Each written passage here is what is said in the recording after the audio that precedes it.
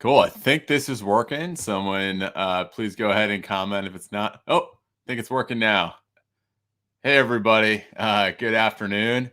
I'm incredibly excited to jump in here. Let me see if I can get my little cursor to work. Jump in here and really give you guys some of the good, the bad, and the ugly of the e-commerce space in the beer industry, especially in the US here. I can kind of kick off. I think, please, let's make this a bit of a conversation. I think I can see these comments coming through right here. Please go ahead and just shoot me a quick note or something if you have a question. I'm gonna try and speak slowly, but I have a tendency just to get carried away and get excited. So please go ahead and ask questions as we do this. We're going to talk all about the space a bit, starting with what it looks like today, go into what the different options for e-commerce are, what's good and bad about them, and then kind of jump into a few case studies, especially of brands that are doing it well from their own white labeled platforms. Cool. Give you guys a little background on myself. My name's Jason Sherman. I'm the founder and CEO of TapRm, without the O's. We're actually the largest e-commerce platform for alcohol brands in the country. We support hundreds of beer brands and hard seltzer brands, some wine and spirits brands, with white labeled websites that help them sell online, but we also help with distribution primarily in New York. My background prior to that was one of the first few building up ZX Ventures, which is the global venture arm for AB InBev. We deployed about $1 billion, grew it from a handful of us to about 3,000 people around the world. I had the pleasure of supporting nearly 100 e-commerce, craft beer, and beverage businesses all around the world by both investing in them, building up some from scratch, and also acquiring quite a few. My prior background to that was I was an M&A attorney based in a law firm in New York. Actually, my first touch in the beer space was a big merger in the space. So I have a lot of different varied experience from startup all the way over to venture, all the way to corporate. So I've seen all different sides. Cool. I'm going to kind of get started. What is e-commerce, right? The e-commerce basics from the highest level, right? If you're thinking about e-commerce at all, what is it? It is just the activity of electronically buying or selling products anywhere on the internet, right? And that's a very broad field.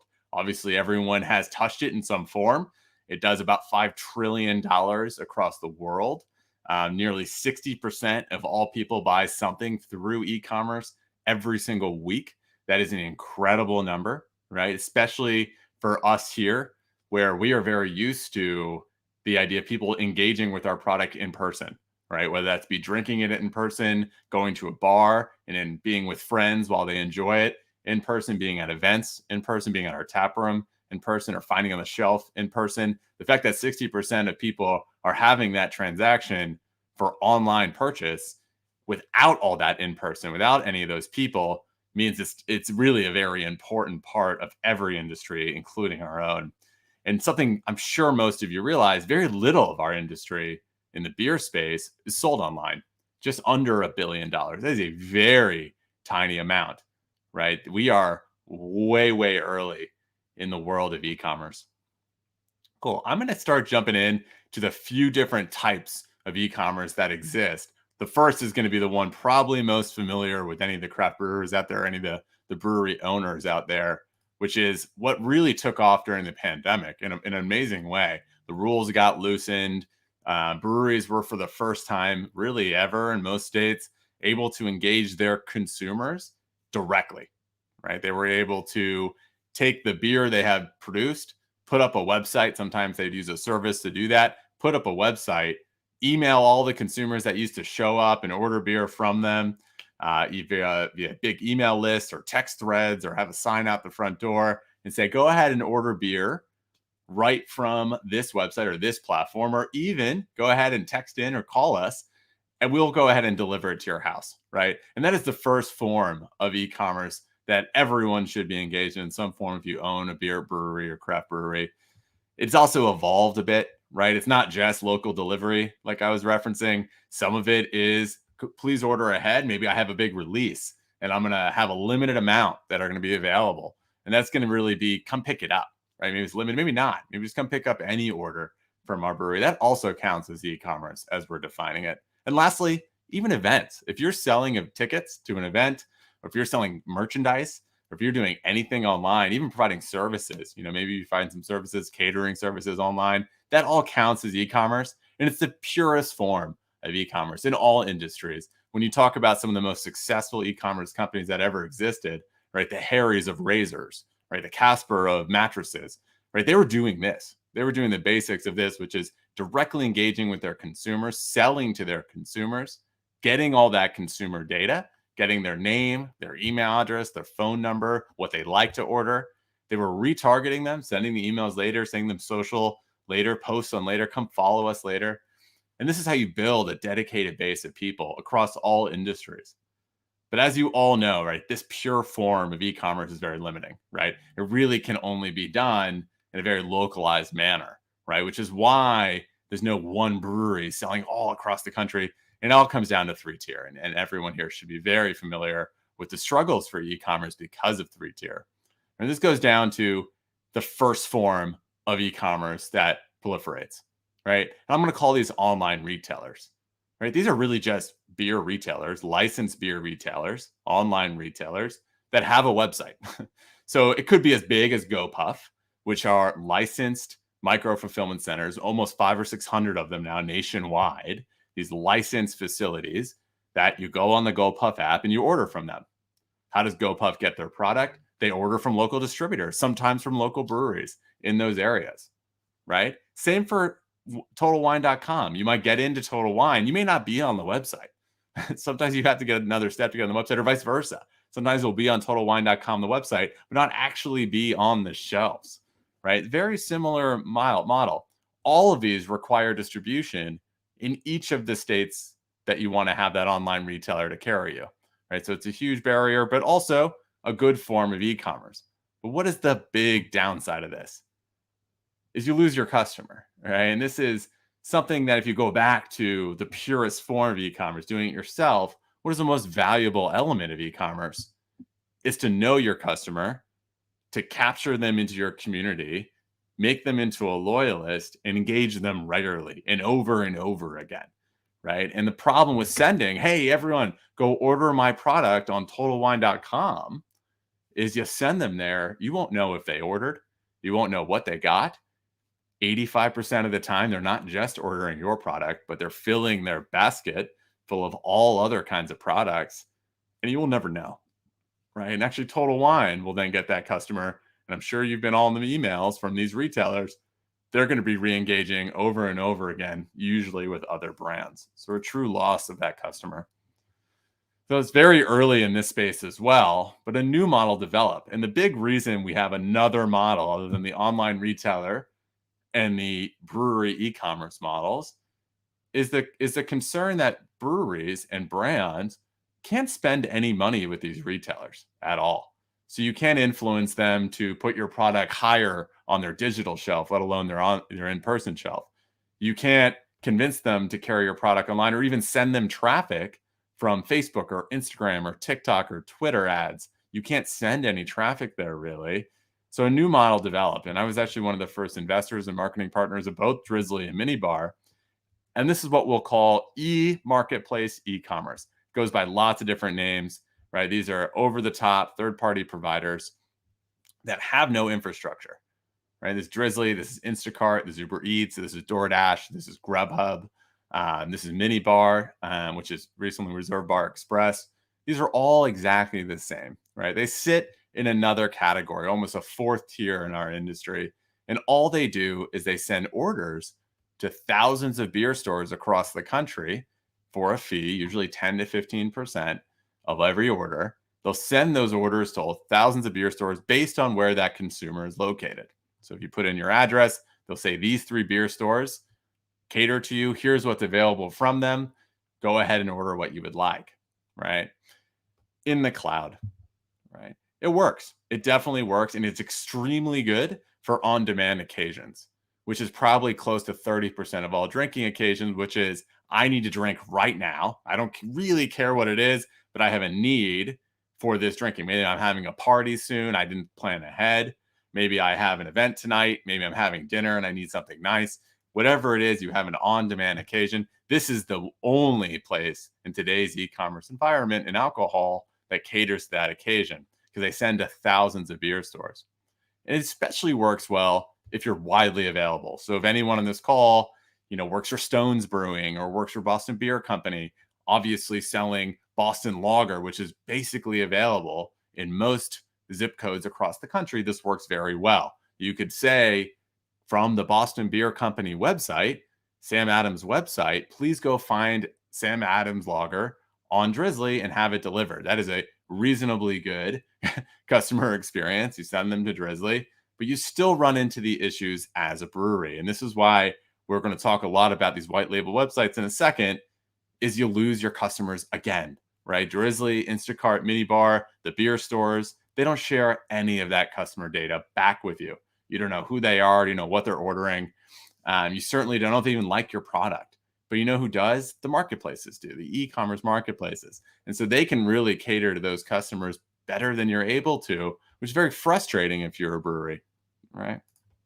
All right, I'm going to hop into comparing them quickly again, right? The types are pretty clear, right? From your brewery, you can maintain your customer relationships, much higher margins, like no distributor, no retailer, no third-party e-marketplace like Drizly or Minibar or Instacart taking a percentage, right? So you can get much higher margin capture and very useful data. And I want to highlight that, especially in the from your brewery concept.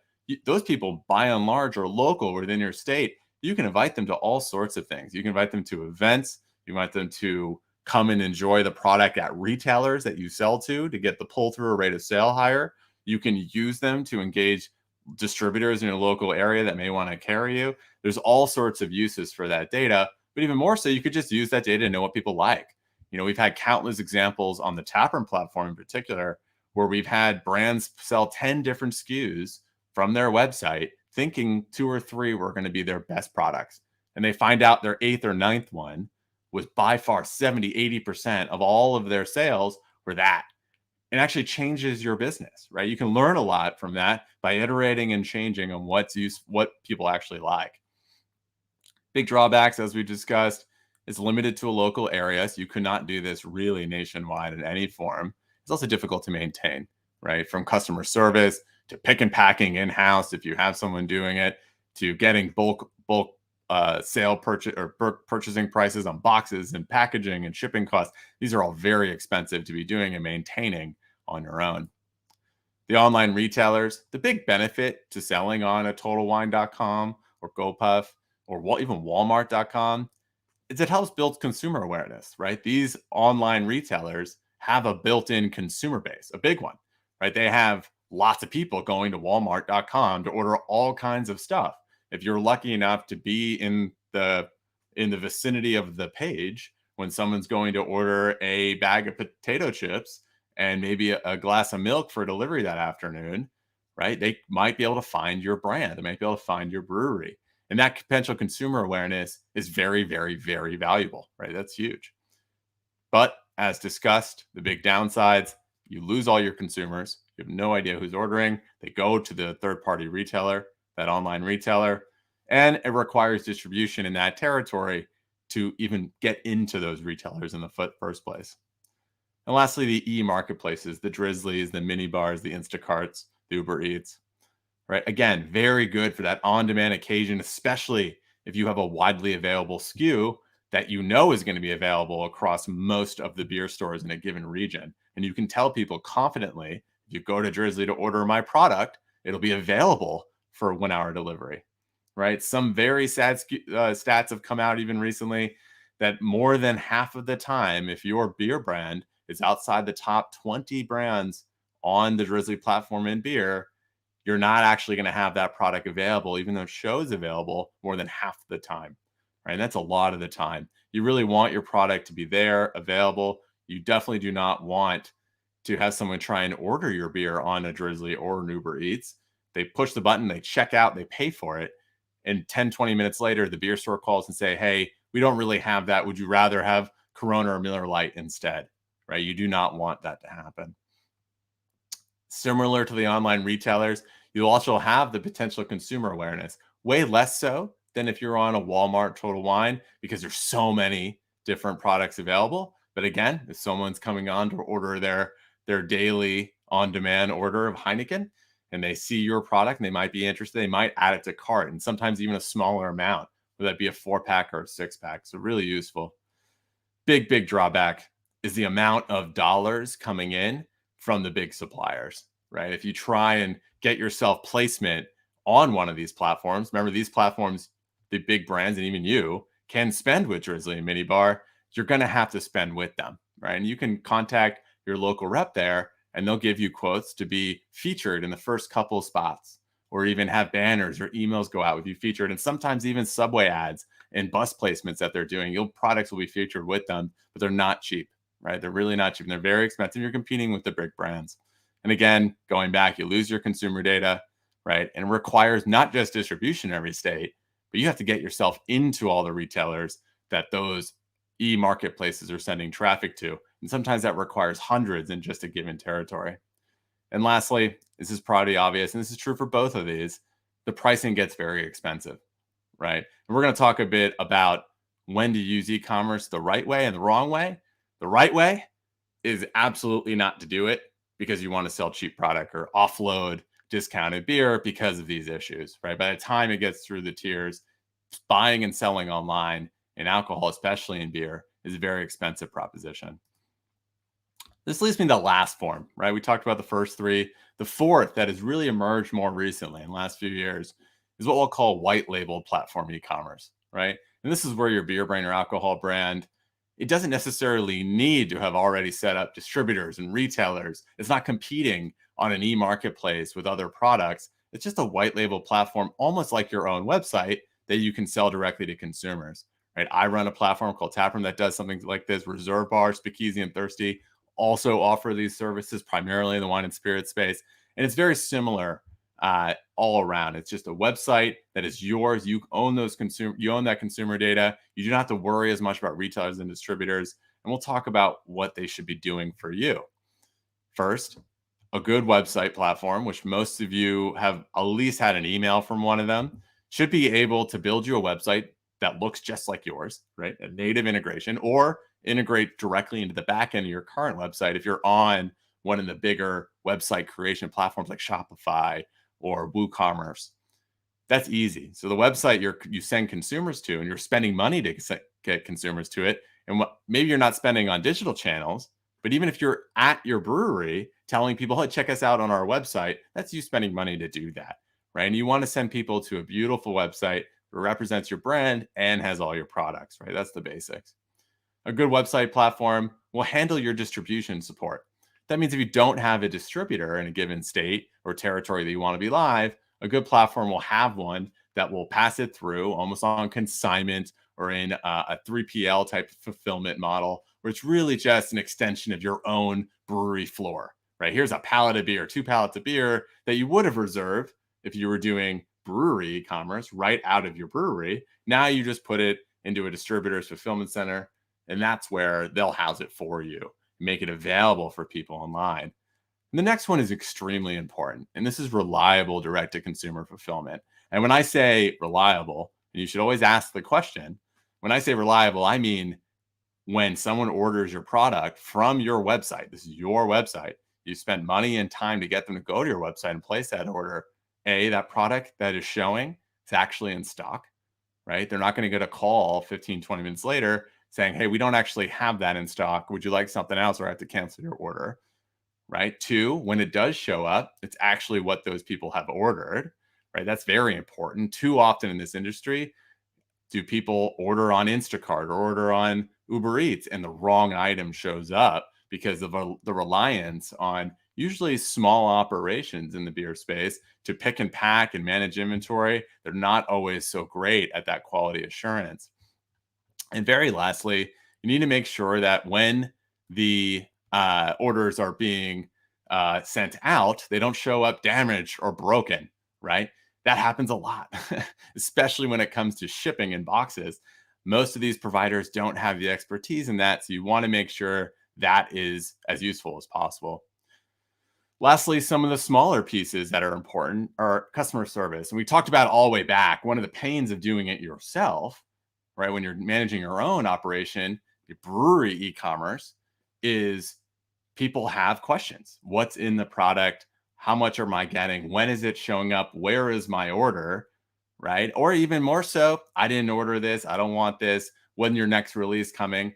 You want to make sure that the people doing customer service, right, both represent your brand. So speaking in your voice, understand your product, understand your needs, know how to refer non-order based questions to you directly, and have a very quick response time and ability to speak to operational issues. So customer service people that are representing you from these platforms, you need to make sure that they say, this is where the order is, this is when it's going to arrive, we're on it, and respond within hours, right? You don't want customers ordering product online, especially if it's same day delivery or next day delivery, want responses quickly. And when it comes to alcohol, people are particularly peeved if they don't get responses fast. So it's incredibly important. And then lastly, we've talked a lot about it, is the PII, which is personal identifiable information. That is every person whose order's name, their phone number, their address, their email address, whether or not they want to be texted, and what they like to order, right? That's personal identifiable information that you get with every order. That is incredibly valuable, right? And we'll talk about that and why in a minute. And lastly, compliance, but that's a no-brainer. Cool. So what are the benefits of these white label platforms that we've talked about? That direct relationship with your consumers, and I can't hammer that home enough, right? That is your most valuable asset. These are consumers that aren't just going to try your product in a bundle of other beers that they find on Drizly or they find on Walmart. You want a relationship with your consumer where you can email them and tell them, hey, we love you. Please keep ordering our product. That is incredibly important. The other two is something you maybe not so thought about. One is if you're able to do this well through a platform, and let's say you sell 100 orders in a month in a new state that you were not planning on expanding into, right? You can build that consumer base ahead of time. And I call this sort of demand-driven expansion, which is very new. In the alcohol space for so long, and even really proliferating still, it's supply-based. A big distributor or a distributor will take on a lot of your product and just push it out onto shelves and menus, hoping it sticks. And they measure rate of sale. And at that point, they'll be like, this is good or not, right? That's a weird way to build brands. You really should have it demand driven. So you can use e-commerce, and this is the best use of e-commerce, to build up consumer demand in both new territories and even nationwide, to both understand whether or not your product has that nationwide reach, and even more so, being able to use that as leverage when you start to engage other distributors. The last part is, and we've seen a lot of brands do this very successfully, especially in our home market where we also do distribution in New York, is using your online orders and your base of individuals, that data from the individuals, to drive sales into brick and mortar accounts. We've had one brand that has automatic emails every time a new bar signs up every week. So let's say they have 5 or 6 bars every week. If a new one signs up, everybody within that zip code has ever ordered online, which could be up to a couple thousand people, gets an email saying, hey, the product is now available fresh on draft. It just got delivered today. Please show up. You'll get $1 off, right? And that is an amazing use of e-commerce. You're driving rate of sale through the retailers using your e-commerce channel as that demand driven. Cool. Lastly, we talked about this a bit, is to test new styles and products. You might have a lot of different styles and you may not be sure what is working best with your loyal fans.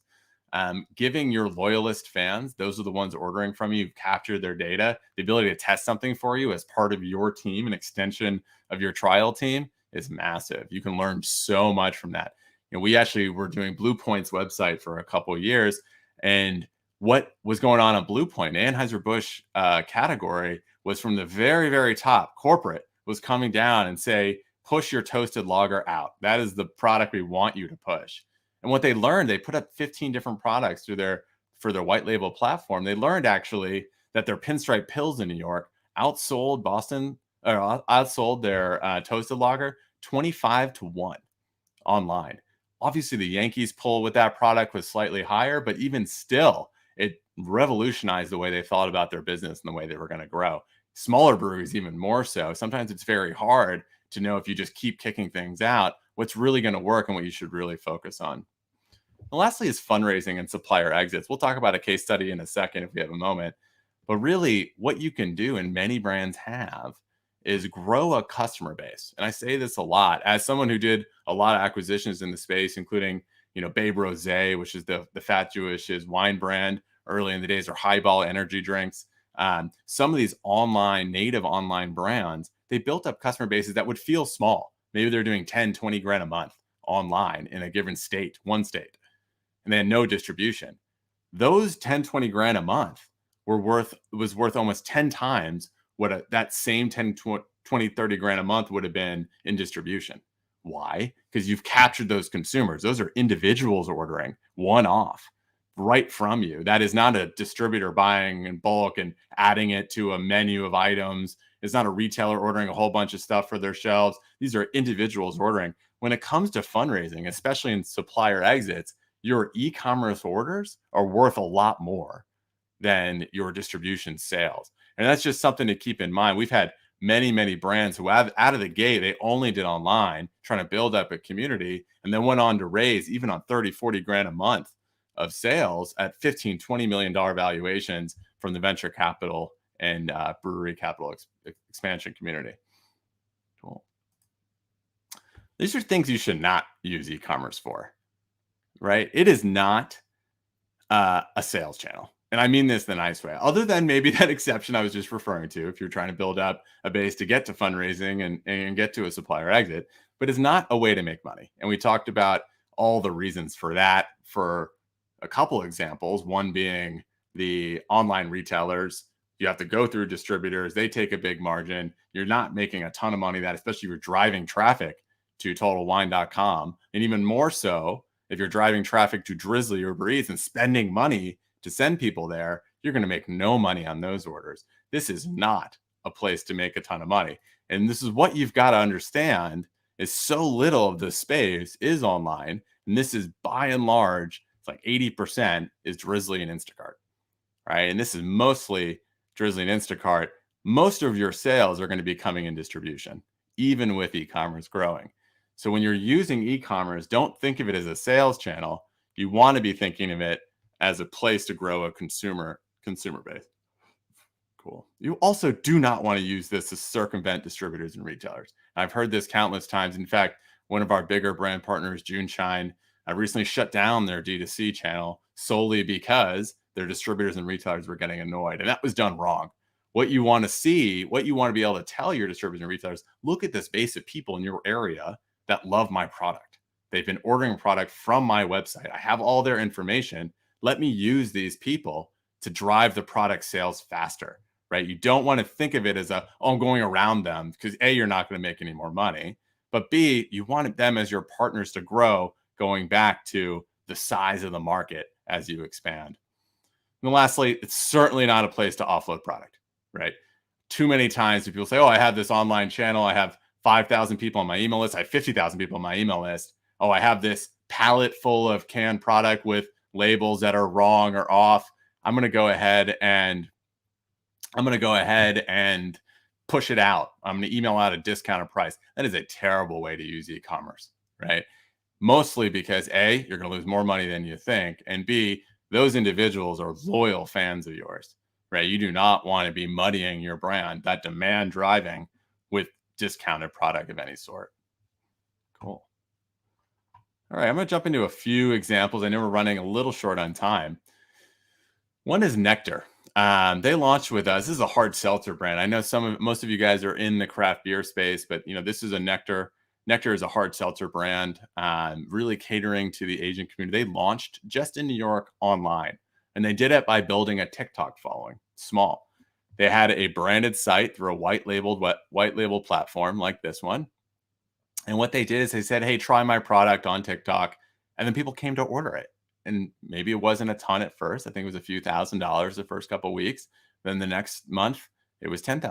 And then the month after that, it was $20,000. And pretty soon that social media following allowed them to open up accounts galore. Now they're in every Whole Foods and every Walmart in New York, right? And they're on the path to raising around a $25 million valuation, right? A much bigger brand. And they're still only in New York and California, all from really the backs of the big TikTok following and building a base without a physical brewery, without a physical space, building a base of consumer demand, giving them a lot of leverage in their distribution conversations in California and New York, and in retail conversations where they can approach retailers, in this case, Whole Foods, and say, we're going to use our base of 100,000 people we have on TikTok following us and tell them to go to Whole Foods to try it. We're going to be there sampling as a major occasion for it. So a huge case study in using just purely online to grow your brand.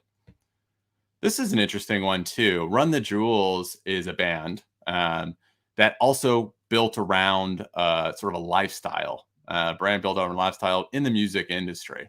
They don't actually brew anything directly. They actually partner with rather well-known breweries on the East Coast to collaborate on certain SKUs. And they, in the old days, before the white label platforms kind of existed, they didn't really have a way of getting their product out other than that brewery e-commerce we talked about.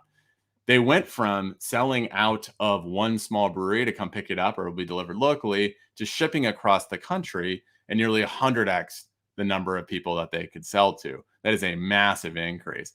And from their own website, they built up a massive base of people that every time they do one of these releases with a collaborating brewery, they can guarantee it's going to sell out of many pallets of product, right? For them, that's important. They keep a certain limited nature of it. So if you are someone who follows it, you're going to immediately follow because it's going to sell it in a couple hours. They're also able to make very high quality product that goes out quickly, so it stays very fresh. Everything everyone's drinking is drunk within a week or two of it being made. And they're all doing that 100% online. They're currently exploring potential distribution options for more mainstay product. This is demand generation turning into distribution in the long run. Cool. I'm going to skip ahead a little bit. I'm also going to talk about Bonehouse. This is a rather small craft brewery just based outside of Phoenix, Arizona. They have a brew pub and a very strong local following where they are.